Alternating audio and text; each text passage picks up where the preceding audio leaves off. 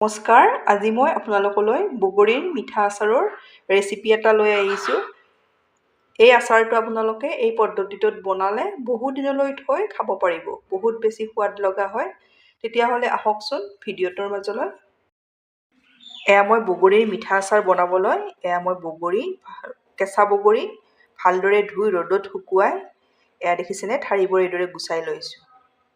আপোনালোকে বগৰীখিনি বহুত বেছি শুকাই নল'ব। বেছি শুকাই নল'ব, এয়া দেখিছেনে এইটো জোখত ৰখাই দিব। এইটো জোখত বেছি শুকাই গ'লে আচাৰটো খাবলৈ ভাল নহয়। আপোনালোকে অলপ 2-3 দিন ৰ'দত দিলে কেঁচা বগৰী হৈ যাব। এয়া মই 2 কেজি লৈছোঁ। আচাৰৰ কাৰণে এয়া চফগুটি লৈছোঁ 2 চামুচৰ বেছি লৈছোঁ। চফগুটিটো অলপ বেছি লৈছোঁ। এয়া 2 খিলা তেজপাত এইদৰে মিহিকৈ এইদৰে কাটি লৈছোঁ, অলপ সৰু সৰুকৈ টুকুৰা টুকুৰিকৈ। জলকীয়া আপোনালোকৰ জ্বলাটো আপোনালোকৰ হিচাপত দিব। এয়া ক'লা জিৰা লৈছোঁ 1 চামুচ, ধনিয়া গুটি 2 চামুচ, এয়া জিৰা গুটি 1.5 চামুচ আৰু জালুক মই কেইটামান লৈছোঁ। এতিয়া মই গোটেই মছলাখিনি ভাজি ল'ম।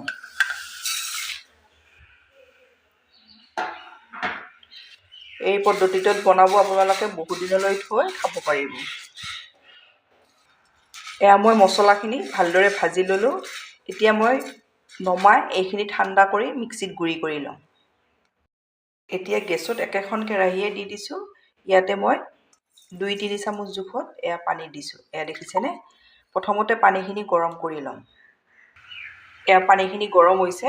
এইদৰে গৰম হ'লে গুড়খিনি দি দিব। এয়া মই গুড় 1 কেজিৰ কম লৈছোঁ। 2 কেজি বগৰীত আপোনালোকে 1 কেজিৰ অলপ কম গুড় লৈ ল'ব। যদি বেছি টেঙা বগৰী হয় আপোনালোকে 1 কেজিয়ে ল'ব লাগিব। মোৰ বগৰীখিনি বেছি টেঙা নহয়, সেইকাৰণে মই 1 কেজিৰ অলপ কম লৈছোঁ। এতিয়া এইদৰে মই গুড়খিনি গলাই লওঁ।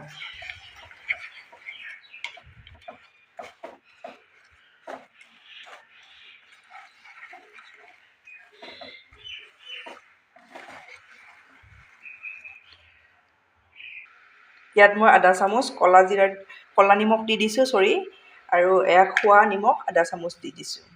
আপোনালোকৰ সোৱাদ অনুযায়ী নিমখটো দি দিব। এয়া গুড়খিনি দেখিছেনে এইদৰে গলাই ল'লোঁ। এতিয়া মই এইখিনি নমাই ছাইড কৰি থৈ দিম। আপোনালোকে মই ক'লা নিমখ আৰু নিমখ দিলোঁ। নিমখখিনি আপোনালোকৰ সোৱাদ অনুযায়ী দি দিব। বেছি দিলেও ভাল নালাগিব। এইখিনি এয়া মই গেছত কেৰাহী এখন দি দিছোঁ। ইয়াতে মই এয়া মিঠাতেল দিছোঁ। এয়া মই 2 চামুচ জোখত মিঠাতেলটো দি দিছোঁ। তেলখিনি ভালদৰে গৰম কৰি ল'ব।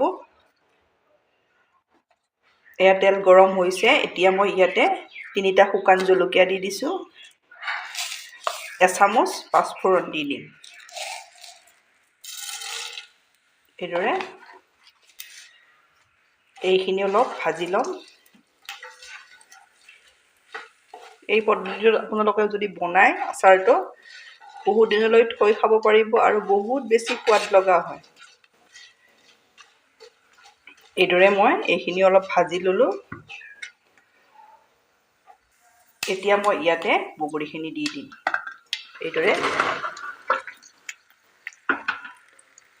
বগৰীখিনি মই অলপ 10-12 মিনিট সময় ভাজি ল'ম।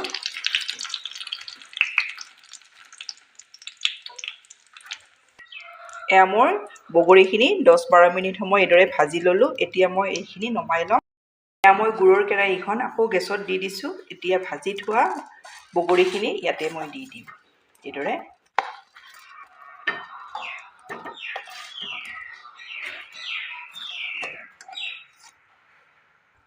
এয়া মই দি ল'লোঁ। এতিয়া মই আকৌ গুড়ৰ সৈতে অলপ এইদৰে উতলাই ল'ম।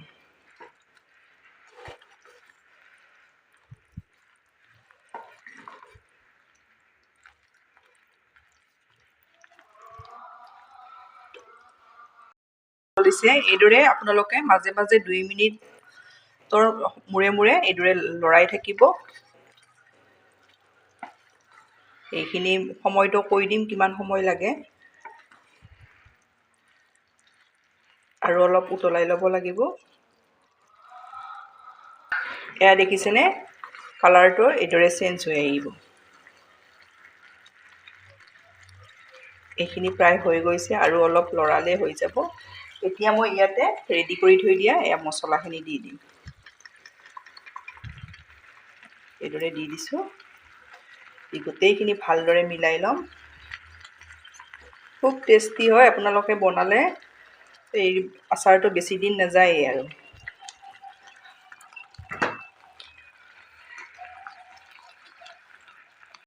এয়া দেখিছেনে কি ধুনীয়া কালাৰ হৈছে। আপোনালোকে এইটো পদ্ধতিত বনাবচোন, বহুত বেছি ভাল পাব। এতিয়া মই ইয়াতে এচামুচ ভিনেগাৰ দিম। ভিনেগাৰ দি আৰু মই 1 মিনিট সময় এইদৰে কেৰাহীখনত গেছৰ ফ্লেমটো ল' ফ্লেমত এইদৰে উতলাই ল'ম।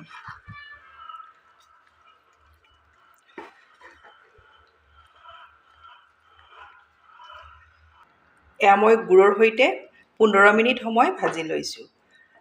আপোনালোকৰ কম বেছি সময়ো লাগিব পাৰে, গেছৰ জুইটোৰ লগত কথা। এইদৰে মই 15 মিনিট সময় এইখিনি গুড়ৰ সৈতে ভজাটো সময় হৈছে। এতিয়া মোৰ এইখিনি ৰেডি হৈ গ'ল। এতিয়া নমাই ল'ম। এতিয়া মই নমাই এইদৰে ঠাণ্ডা কৰি ল'লোঁ। এয়া দেখিছেনে কিমান ধুনীয়া হৈছে। একেবাৰে আপোনালোকে টেষ্টি মিঠা আচাৰ এইদৰে ঘৰত বনাব পাৰিব। এয়া দেখিছে। এতিয়া মই প্লেটত উলিয়াই দেখাম। এয়া মই প্লেটত এইদৰে উলিয়াই ল'লোঁ। আপোনালোকে এইদৰে সহজতে ঘৰত এই আচাৰটো বনাব পাৰিব। বনাই খাই কেনে পায় কমেণ্টত জনাব। ধন্যবাদ ভিডিঅ'টো শেষলৈ চোৱাৰ বাবে।